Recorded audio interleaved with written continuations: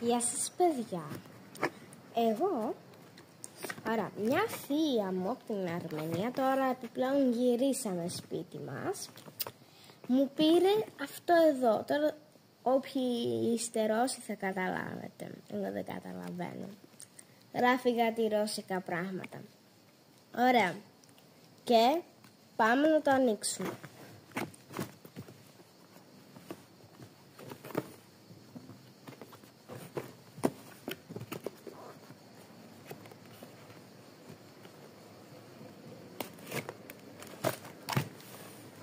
Παιδιά, το άνοιξα και είναι κάπως έτσι.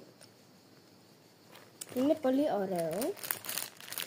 Κοιτάξτε, δείχνει και τι μπορείς να φτιάξεις. Αυτό είναι πολύ όμορφο.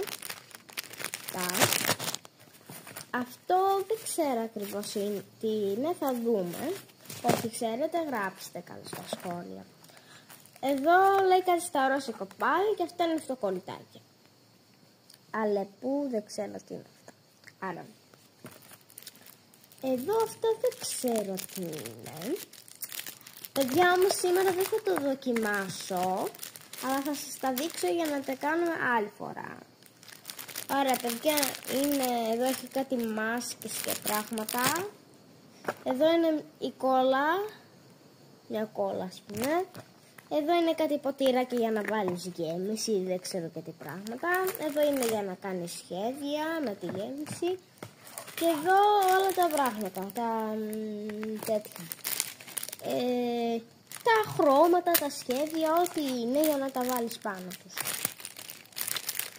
Άρα, και εδώ τώρα τι λέει.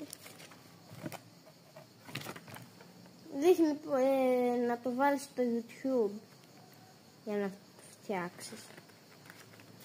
Να, κοιτάξτε κι εσείς. Είναι πολύ ωραίο. Τώρα θα τα βάλουμε στη θέση τους. Ωραία. Τα βάζω έτσι, γρήγορα στα γρήγορα και τελειώνουμε.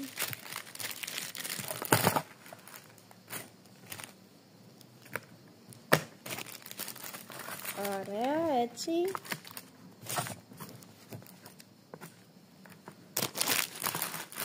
Έτσι, έτσι και έτσι. Ωραία. Έτοιμο, γεια σας.